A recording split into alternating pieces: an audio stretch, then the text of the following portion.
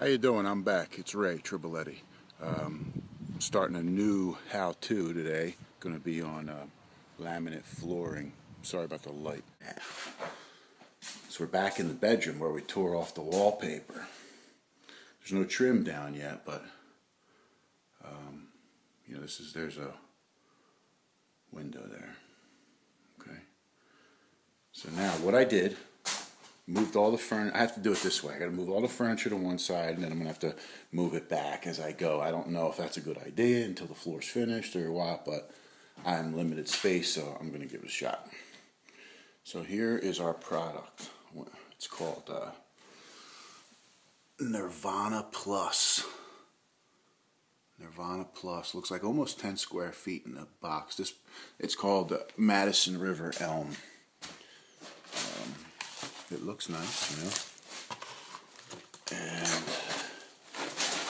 pull one up here if you know. Now this is a laminate floor interlocking system. One thing that got my attention was the padding's already on it. So now you're not spending the money buying a little bit of foam. I don't know what it costs, if it's expensive or not, the foam, but it just seems like one less step. You know, you don't have to roll that stuff out and whatnot. And on the ends right here, let me back up. Right there, you know, and right here the way it locks in. So what I did, I threw down some tar paper. You don't need it. It has the backing, but this bedroom's over a garage, so maybe it's some sort of vapor barrier, just a little added insulation. And on this stuff, you know, when I did my wood floors downstairs, what a video that would have been, mud on. So we're not going to overlap these. Someone in the store, you know, where I purchased the product, informed me of it. So we're just going to butt them up. So I threw something right there just to hold my line. You know, I did it on each end.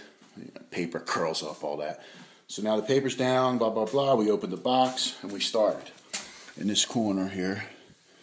And you put the tongue side out. So you could lock in your next piece. And what's kind of tap down on it. And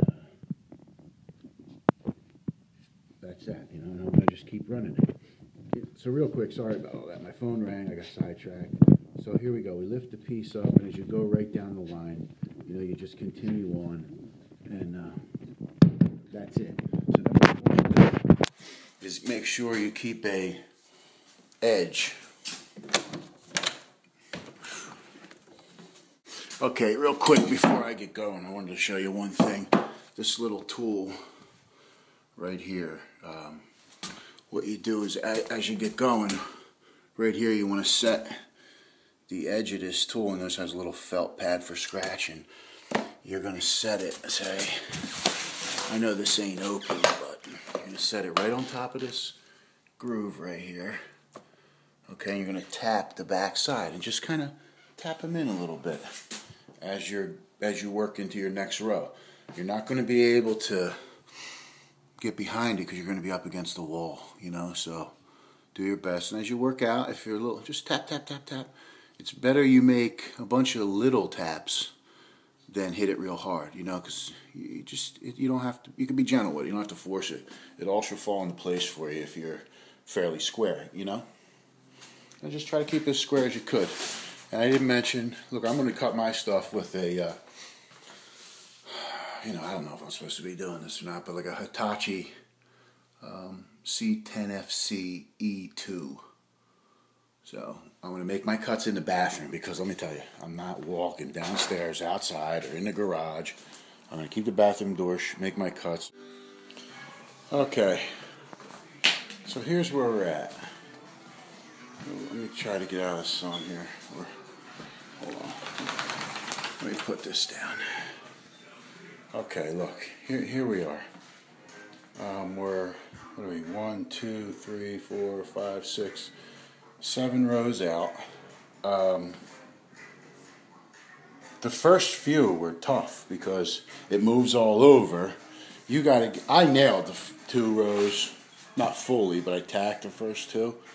Might even throw one in the third because it moves and it drives. And if you're used to doing hardwood tongue and groove like 3/4, you bang it and it pretty much stays, you know, and you nail it and you could work it around.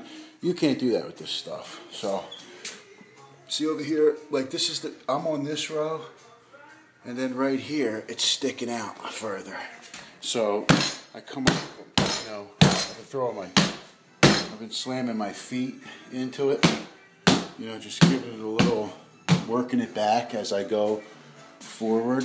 I kind of, you know, I got my token slippers, so, you know, with a nice soft heel, so I kind of hit it on an angle, like I kick it.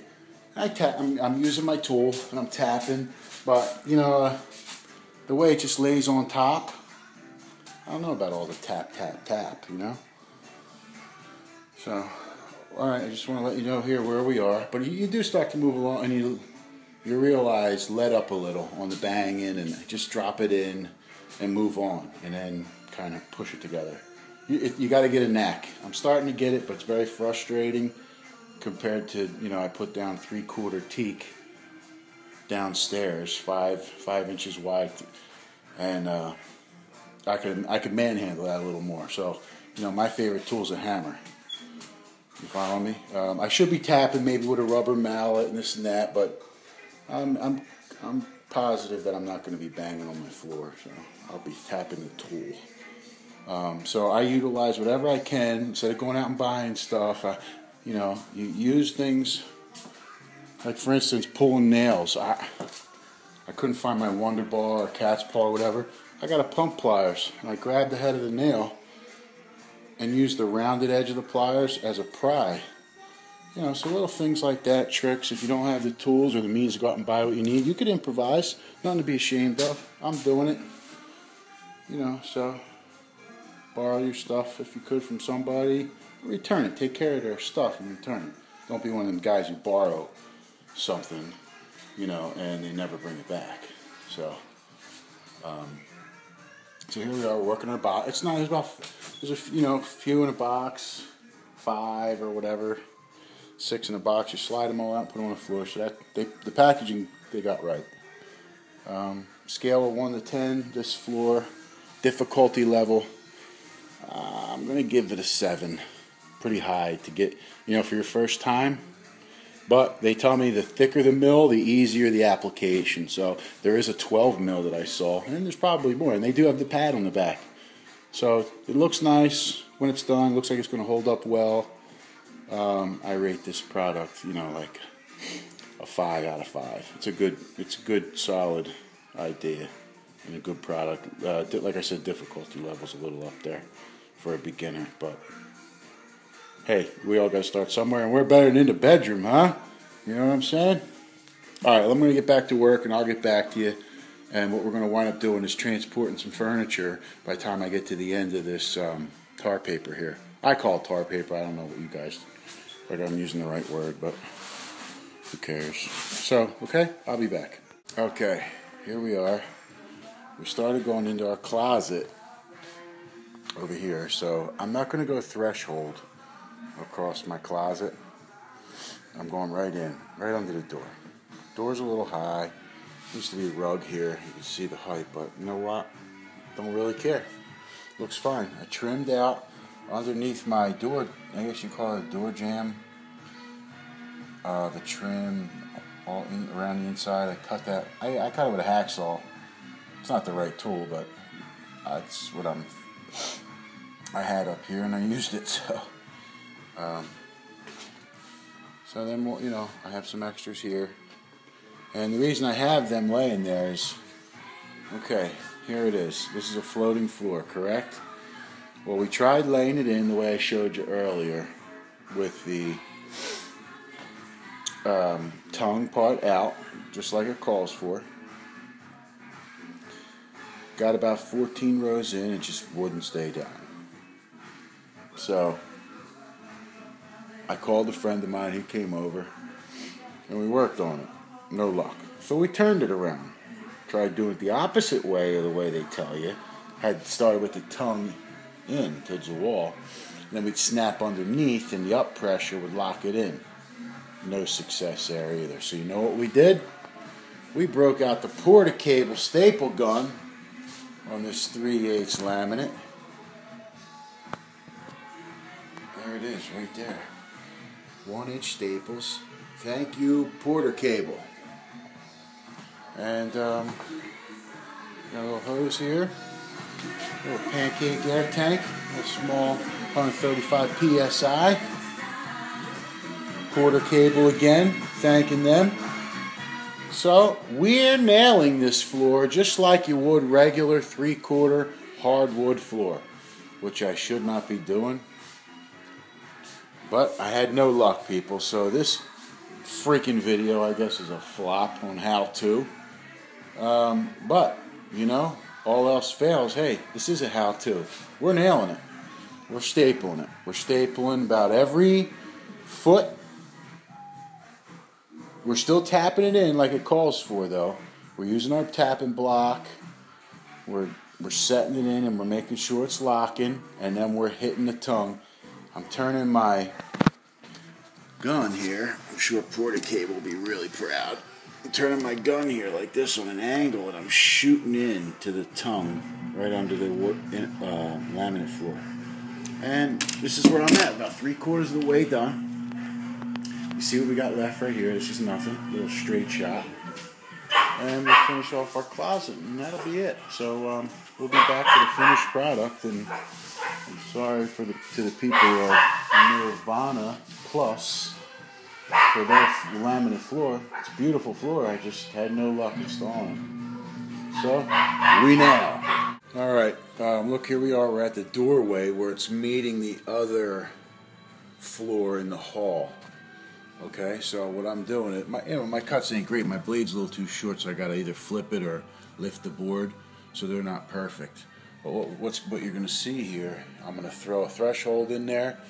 So I'm going to leave my gap, still leaving a gap around there, and my finished piece will cover all that. Okay? So that's where we are today.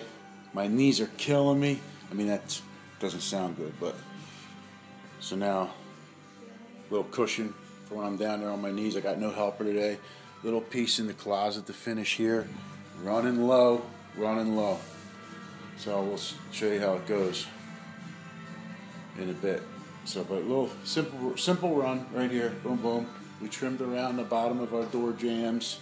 Got one more to do here, and then I got some trim stacked out here in this hall leading back to the bedroom.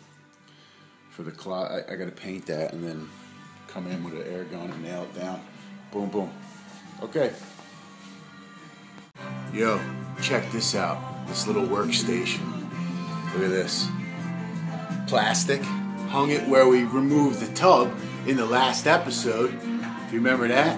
So, not all the way up. I didn't want to make any holes in the ceiling, but whatever. So it goes behind the door, and I got a little cutout right here. I make my cuts, 3 windows, bang, and we're back. Roger. All right, now I want to bring you back and show you where we are, because I got about 4 rows left here. But if you notice, here's a soffit bumping out. I guess my ductwork's running through there. We got to rip a piece. Okay, we're not going to piece this all. We're going to make one and make our proper cuts. It'll be, you know, by nailing this floor, you know, a nice longer piece will be easier to hold down, I think, if you shoot it real good.